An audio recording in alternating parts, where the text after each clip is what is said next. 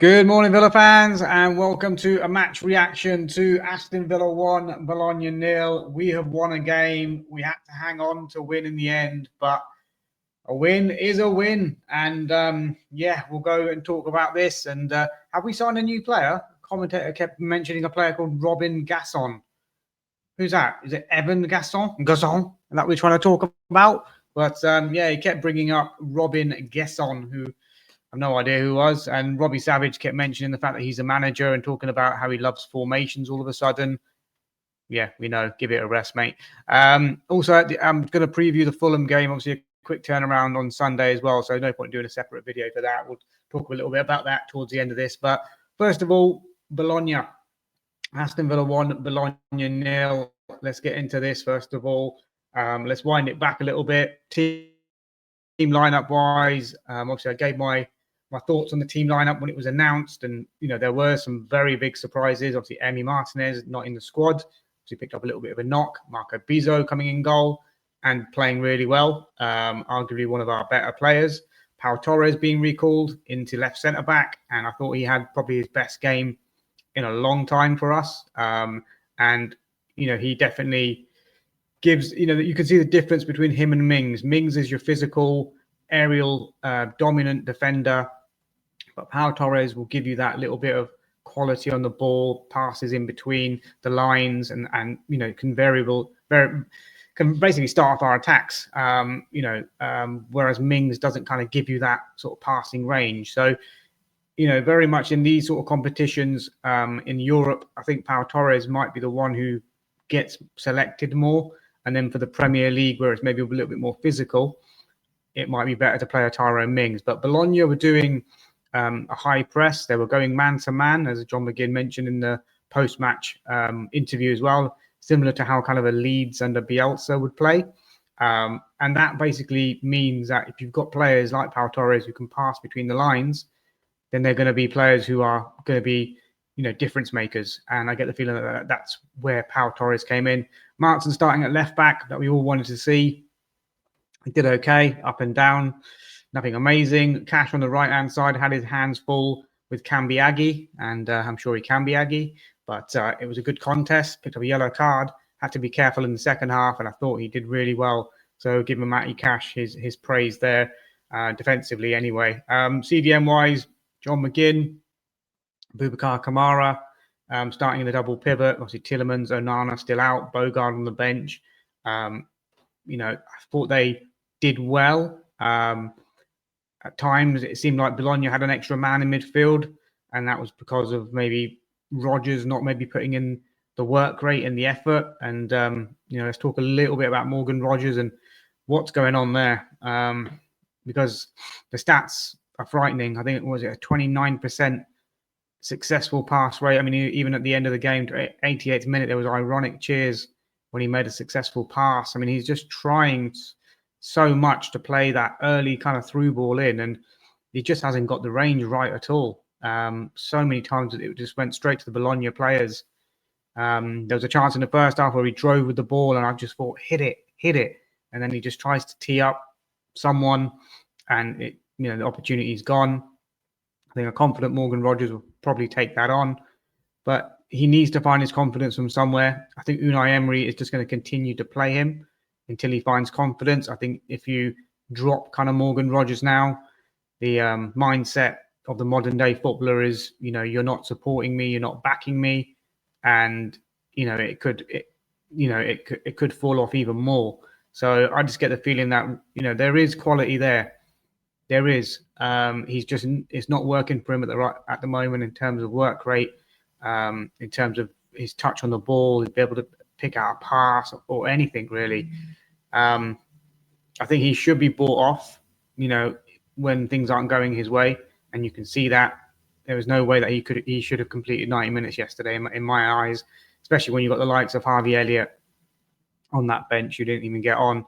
I mean, the three behind the front man at the moment, obviously we went with Emi, Buendia and Gasson and Rodgers as the three behind Daniel Marlon yesterday. Buendia, lots of running, lots of effort, little quality. There was a chance where he could have squared the ball after he intercepted. I think their goalkeeper tried to play it out. just not quick enough with that decision there. And Gasson had a chance early on where he burst into the box and has that early shot, which the keeper saves with his foot. Apart from that, there wasn't too much from him from that right-hand side. And you can see at the end of the game, he was absolutely blowing. He needed someone to be off. He needed to come off that pitch. But he continued to play the 90 minutes. Daniel Marlon, he did okay. He had a couple of chances. He held up the ball better than I've seen him do it previously with his back to goal and trying to spin him behind. So he was in the game. Had a shot or two maybe that he could have, again, just picking out the bottom corner, finishing rather than just going for the power. Sometimes you just need a bit of finesse on your finishing. So Daniel Marlon, it was better. But for me, still question marks about him. And as I said, the three behind the front man, whoever that front man is, whether it's Watkins or Marlon, we've got 6 options there. You've got Buendia, Rogers, and Gasson who started yesterday. Then you've got Sancho, Elliott, and Marlon could be one of those 3 as well. And at the moment, it's like a lottery. Out of those 6, which 3 do you play? Because none are really that much in form. Sancho, when he came on, I thought did well. Like to see him start games now and see what he can do from the get-go. There was a chance where he cut inside when Luca Digne was overlapping, and he's sort of gone for power, and he really needs to try to curl that into the top corner, really, like he did for Chelsea against Betis in that Conference League final for that goal. So he's got it in the locker for sure, but this time he's blazed it over the bar, which is unlucky. Ollie Watkins, what can we say about him? Do you know what I mean? I thought he came on the hour mark. He played high up the pitch, trying to give us that outlet. Some good running off the ball, wins a penalty. I knew straight away he weren't going to score. Even when the camera zoomed in on him, the puff of the cheeks, the nervousness in his eyes, you could just tell he just did not feel comfortable with that. And he tried to smash it straight down the middle. Keeper saved it with his trailing leg. And camera sort of cuts to Ollie Watkins, who's, just not very happy at all at the moment. He needs to get a goal. I'm sure that he will get some goals. But just at the moment, I think somebody else needs to look at being on penalties. Ollie Watkins can't take them. We saw Matty Cash miss his one. John McGinn missed his one against Brentford. I think Buendia tucked his one away well. So maybe he's an option if he's on the pitch. I think Daniel Marlon was supposed to be the penalty taker, but he was obviously off the pitch at that point. So we really need to practice penalties and find someone who can take them going forward, because that's very worrying that Ollie Watkins has missed. I think it's 4 of the last 8 penalties that he's taken. So it's not a very good stat for Ollie Watkins at all. And I just think he needs to come off penalties. But I'm not sure who else can take him. Morgan Rogers, perhaps. Maybe him hitting the back of the net with a penalty might be a good thing for him sort of going forward. But the game itself we started brightly. If you look at the highlights reel, it looks like Villa were comfortable and dominant, but it never felt like that watching the game. Bologna were dangerous on the counter-attack. Bernardeschi, Cambiaghi were dangers. Castro up front was full of running as well. But we got the goal. A nice worked set piece from the corner. Played in low for Morgan Rogers to hit home, really. He's completely fluffed the kick, and it ends up being half clear to the edge of the box, where this man, John McGinn, takes a touch of the ball and then shoots early. Great technique to keep it down and finding the bottom corner, keep a little bit unsighted there. And it was a good finish from John McGinn to make it 1-0 to Villa. And, there were chances. I think, I said, Marlon had a chance to add to that soon after. And you just felt if we got the second one before half time, that really would have settled the Villa down and really would have, maybe we could have went on to make it much more comfortable. We didn't. Second half starts, Bologna are piling on the pressure. They have chances. Castro hits the crossbar after the penalty miss. They had a couple of half chances here and there. They bring on their big hitters in Orsolini. Jonathan Rowe comes on. They're sort of going for it sort of late on. Bizot makes a really, really good save deep into stoppage time. And gets good distance on the sort of palm away as well. But yeah, it was nervy. It was very nervy towards the end.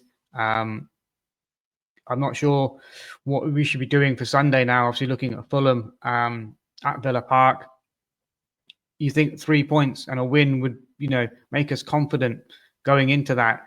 It doesn't really. For some reason, it doesn't feel like we're going into the game with much confidence just because of the performance levels of individual players like Morgan Rogers.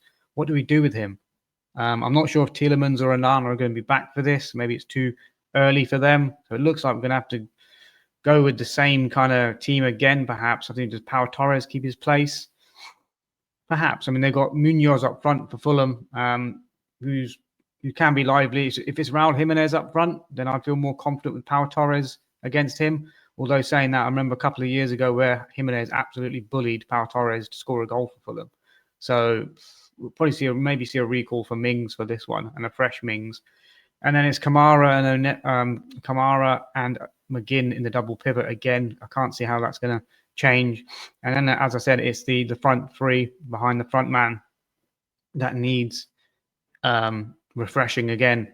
I think Sancho needs to start. I think Elliott didn't get any minutes last night. He needs to maybe start this game as well. And maybe the likes of Buendia sits out. It's just Rodgers. Do you continue to play Morgan Rogers and try to play him into form, which I personally think Emery will do? Or do you sit him out and you put in a Gassond maybe just behind, or you put in Harvey Elliott just behind? And then up front, Ollie Watkins obviously missing this penalty. He's got a good record against Fulham. So I'd like to see Ollie Watkins have a start there. Daniel Marlon seemed quite bright when he played yesterday. Is he ready to start games in the Premier League for us? I'm not too sure. So it'll be interesting to see what goes on there. But Fulham currently sitting in 8th position, 8 points. Their last few games, they've beaten Cambridge in the Carabao Cup 1-0. They beat Brentford 3-1 as well, where they had Iwobi and Wilson, an own goal from Pinnock. They beat Leeds 1-0 as well. It was a good Munson own goal. Lost to Chelsea 2-0, which is no bad thing really. Beat Bristol City in the cup as well, 2-0. Raul Jimenez and another own goal, getting them through there. And early on in the season, a 1-1 draw with United. I watched that game. Smith Rowe scoring, sneaking in, and then opened the Premier League season up with a 1-1 draw against Brighton, where Munoz scored a goal. But they're going to be dangerous. They haven't got out and out goal scorers, either Munoz or Raul Jimenez up front for them. Smith Rowe's got 2 goals this season. He's their top goal scorer. They've got a youngster called Josh King who's broken into the team. Looks very interesting. They've got a Brazilian winger from, I think it was Shakhtar they signed, called Kevin, who does look lively and good on the ball. He'll be a threat if he does start. I'm not sure if he will start. Obviously, we know about Adama Traore's pace, but he seems to be someone they bring off the bench. Chok Muezi, who they got on loan from AC Milan. I think Marco Silva is a very underrated manager. I think he does really well with the limited resources at Fulham. They're always a kind of mid-table kind of Premier League team. Don't really flirt with sort of relegation too much, and they do sort of lose players quite often as well. So they will be a danger. They've won their last 3 in a row. They've won. So Cambridge, Brentford, and Leeds coming into this game. So there will be confidence there, and we need to be careful. Iwobi seems to have a good game against us as well.